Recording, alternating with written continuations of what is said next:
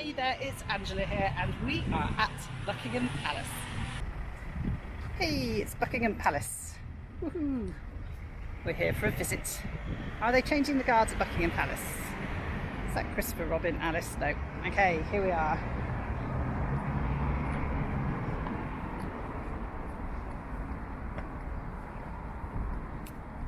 That's the Victoria Memorial, and straight up there is the Mall, and that would take us straight up to Trafalgar Square.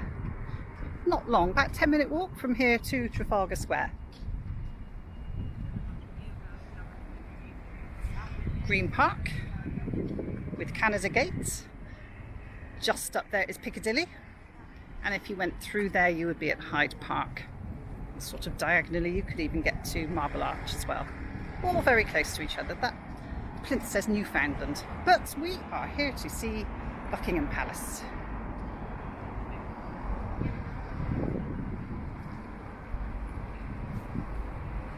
Because it's very quiet, you get right up to the fence. Usually when you come here there's loads of crowds. I'm going to pop that through so you can get a clean view. See a guy in a bearskin.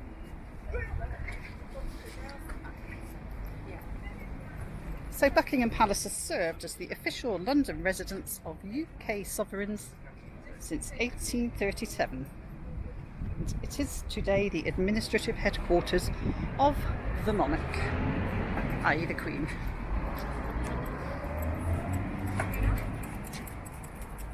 Flags up.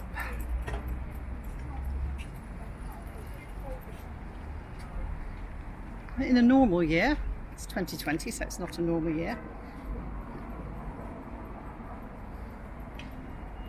But in a normal year, around 50,000 people visit the palace as guests to state banquets, lunches, dinners, receptions, garden parties. Yeah, Madge, if you ever want to pop me in, happy to attend. Maybe I could do a little bit of filming around Buckingham Palace. I wonder if they'd let me. I don't think so. There's the Victoria Memorial. Usually has people all over it. A bit quieter at the moment in July 2020. And if you look there, you can see the London Eye popping up in the distance. And you can just about see the Shard next to it as well. It's almost impossible for me to make a video without the Shard being in it.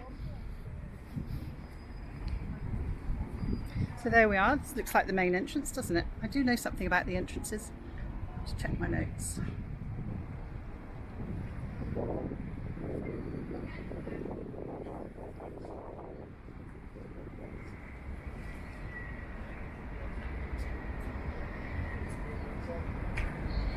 Her Madge, Queen, Lizzie, also holds weekly audiences with the Prime Minister and receives newly appointed ambassadors.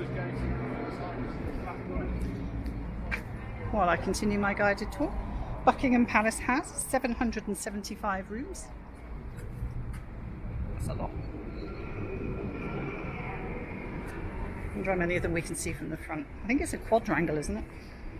19 state rooms, 52 royal and guest rooms, 188 staff bedrooms, 92 offices, 78 bathrooms. And that balcony there is one of the most famous in the world. First recorded royal balcony appearance took place in 1851 when Queen Victoria stepped onto it during celebrations for the opening of the Great Exhibition. So we got chaps in bearskins and red tops, and we got the police. They look like they have guns. I'm going to point too much at them.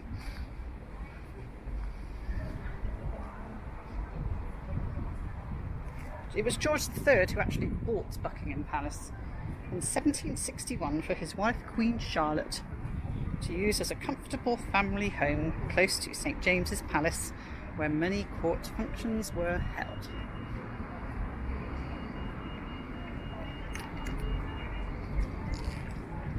Surprise, surprise, John Nash, who seems to be the busiest working architect in the whole of England, did a redesign of it, but he was so extravagant that he blew the budget and lost his job. Oops.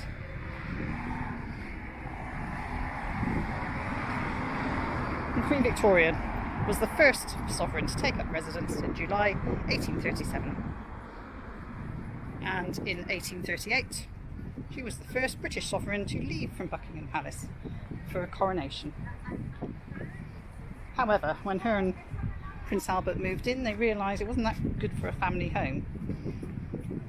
Not much space for nurseries, bedrooms for visitors, so it all had to be redone again, and the marble arch that was a centrepiece, and which now stands at the northeast corner of Hyde Park, had to be removed so they could build a fourth wing. And as I said, the palace is a quadrangle.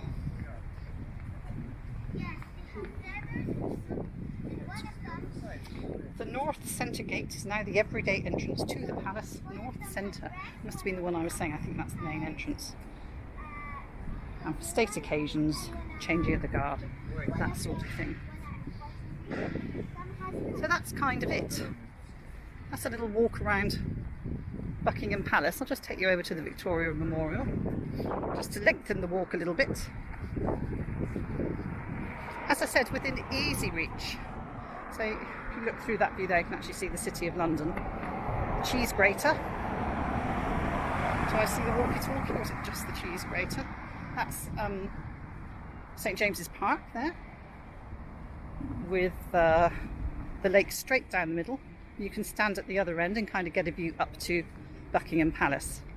As I said, it's about, you can go down that way to Westminster. You'll be there in about 10-15 minutes. It's nice to walk through the park or the roads. Walk along the Mall over there, up to Trafalgar Square, through Admiralty Arch. You can walk through Green Park, straight through there to Piccadilly. And you can walk just up there to Hyde Park. And if you hike a little bit further, up to Oxford Street. Oh, and I missed out Victoria. You can head that way to Victoria. So it's very centrally located, lots of spots you can make it to. As usual, we have some lions. Always lions.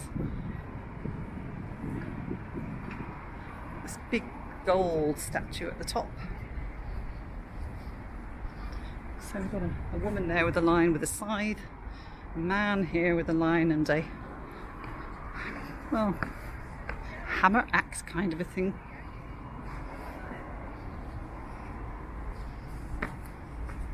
People filming, always people filming around here.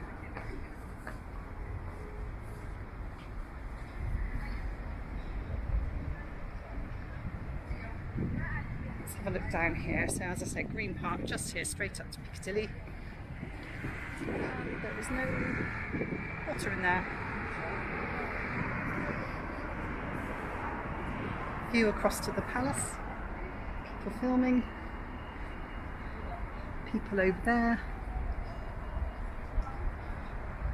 And as I said, straight up the Mall to Admiralty Arch and Trafalgar Square.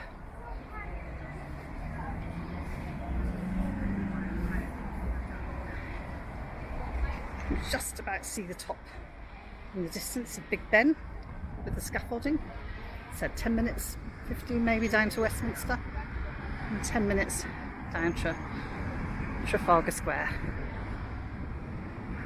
And here we are, Queen Vic, not the pub in Albert Square for EastEnders fans. Queen Victoria, obviously it's named after her.